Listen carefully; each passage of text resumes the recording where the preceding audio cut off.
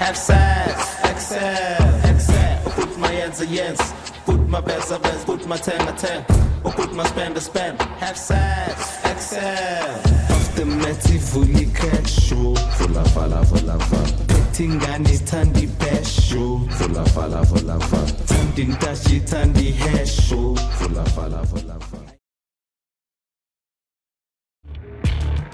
When do I know I'm Spider-Man? You won't. That's all it is, Miles. A leap of faith. Like, what's up, danger?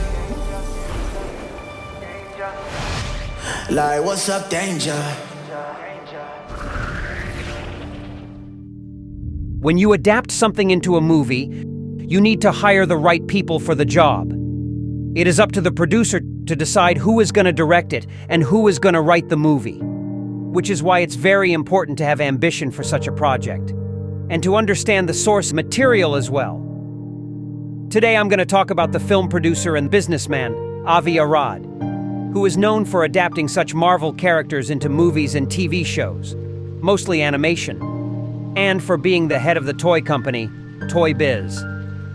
Arad is a very influential businessman who knows how to get what he wants. Arad can give life to something big. However, like many greedy businessmen, he can also be the cause of its downfall. Today, I'm going to talk about the ways that Avi Arad can ruin a movie. And also, I warn you about the incoming of spoilers. As I mentioned before, when you adapt something into a movie, you need an ambition. And unfortunately, Arad has no ambition. The only thing he has in mind is how he can make a profit. Look at the first Daredevil, for instance. The movie didn't go anywhere. He just made it to capitalize on the success of the previous Marvel movies at the time, such as the X-Men and the Spider-Man. And the same goes to the movies that came after, such as the first Punisher, Elektra, the first Fantastic Four, and even the Ghost Rider.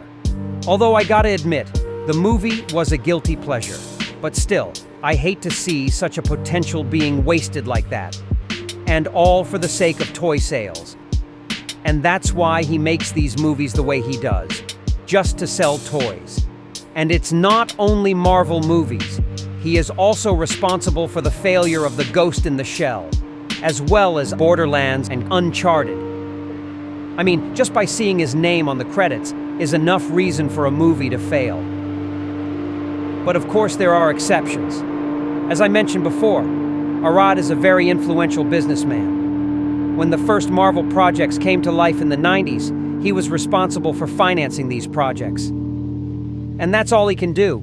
He's good to finance something. When you see his name on the credits as an executive producer, then chances are the movie might succeed. But if you see him receiving the credit as a main producer, the chances for the movie to succeed are very small. Such was the case with X-Men: The Last Stand. On the first two movies, Arad was working only as an executive producer. And once he stepped in the third movie as a main producer, it resulted in a story with too many characters filling a very limited runtime. But there are also exceptions. As I spoke before, you must hire the right people for the job.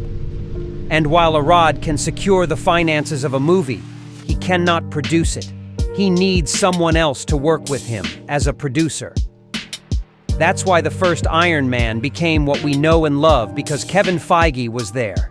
Because Feige knew exactly what to do. Because he had an ambition. Something Arad will never be able to have.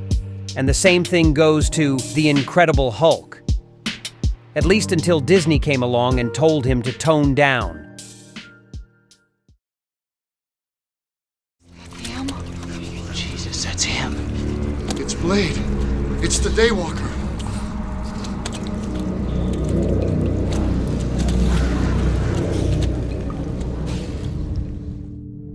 When the first Blade came out, it changed everything. It gave the confidence the other studios needed to make more superhero movies. With Arad only working as executive producer.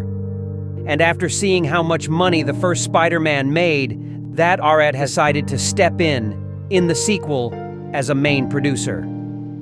But hear me out. There was one person that made a big difference for Spider-Man at the time, and her name was Laura Ziskin. She worked as a producer for the first Spider-Man, and then she worked in the sequel, this time with Arad. And then she worked in Spider-Man 3, also with Arad. But this time, because of him, because he forced Sam Raimi to include Venom, that the movie was completely destroyed. But then, a couple of years later, the franchise was rebooted with The Amazing Spider-Man, with Laura Ziskin and AVI ARAD returning as producers. But here's the sad thing. In 2011, during the production of the movie, Laura Ziskin died of cancer. And without her, Arad could run the franchise. Now, having more control, he could make a few calls on his own. But even before that, he was already causing enough damage for the movie by adding the lizard on the story.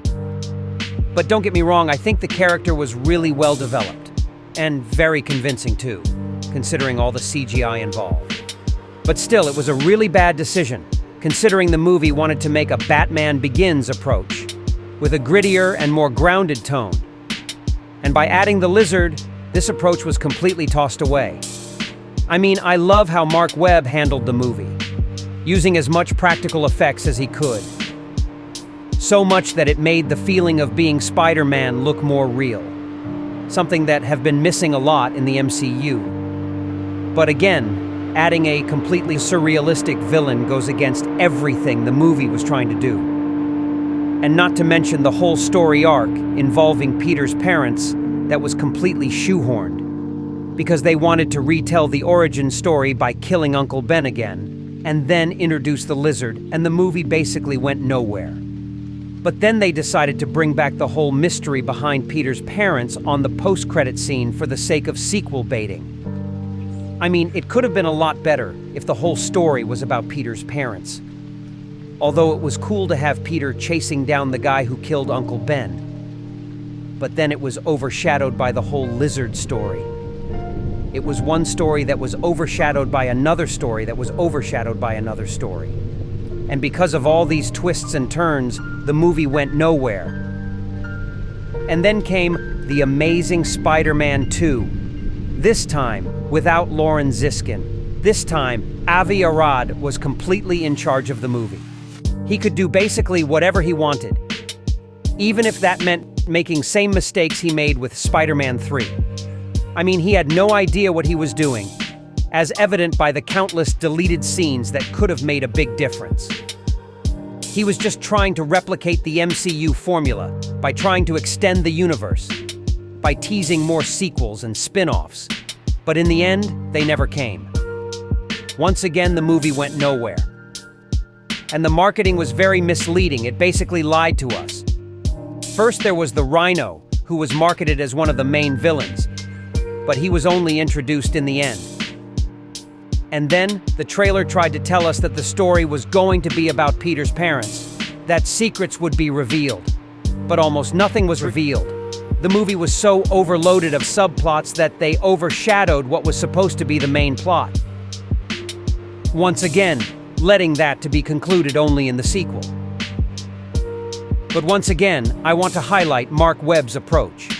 Without him, this movie would have been nothing. Really. All he was trying to do was to make the movie more enjoyable. People should not blame him for the failure of this franchise. The point is, ladies and gentlemen, that greed, for lack of a better word, is good. Greed is for amateurs. Greed is right. Greed works.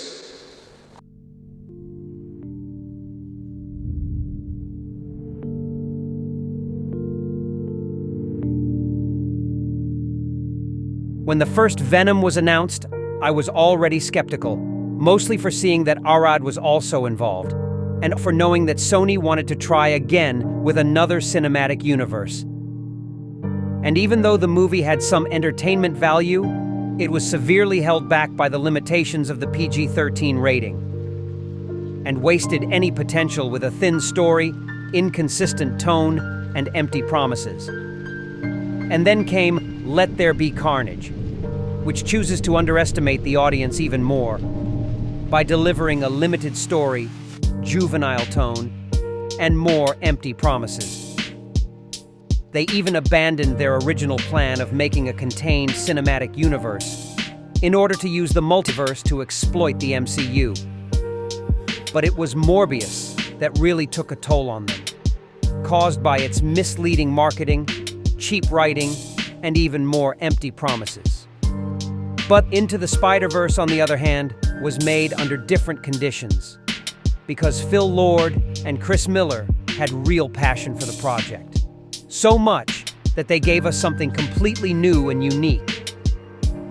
And while AVI ARAD was there, Phil Lord and Chris Miller were the ones with actual control over the movie. And they got an Oscar for this. And that makes me wonder if this too could be the solution for Sony's live-action Marvel movies. Because one of Arad's many weaknesses is that he's too afraid to take risks. When he is in charge, he wants to play safe. He wants a PG-13 rating. He wants famous actors just because they're famous, and a simple story that can end up being shallow, which can also be caused by an equally shallow choice of screenwriters. The first Daredevil was made by one of the writers from the 1998's Jack Frost. The Amazing Spider-Man 2 had some of the writers from the first Transformers. Ghost in the Shell also have one writer from many Transformers. All three Venom movies were made by the same writer from 50 Shades of Grey. Morbius was made by the same writers from Gods of Egypt. And Kraven the Hunter was made by the same writers from Transformers: The Last Night. And just so you can have an idea of how the right producers can make a difference, the first Spider-Man was made by the same writer from the first Jurassic Park. Spider-Man 2 had an Oscar-winning writer from the 1977's Julia and the 1980's Ordinary People. And in The Amazing Spider-Man, despite the problems caused by Avi Arad, it had a very solid screenplay, which was not only made by Alvin Sergeant, but also made by the writer from the Harry Potter saga and the writer from the Zodiac. Just to clarify, this breakdown is my interpretation. People can have different thoughts on different things. And from the way I see, his movies fail because he doesn't take risks, because of bad writers, and it can either add too many characters or pick up the wrong ones. So how can you know if a movie is gonna fail? For that, you need to look in the credits and see if Arad is one of the main producers, and find out who the writers are. And how can you know if a movie might succeed? For that, you need to see whether if Arad is an executive producer or who else is producing the movie with him. Such was the case with Kevin Feige, Laura Ziskin, and Phil Lord and Chris Miller. Unfortunately, despite everything, Arad has no signs of slowing down. He still wants to adapt more Marvel movies for Sony, as well as more anime and video game movies.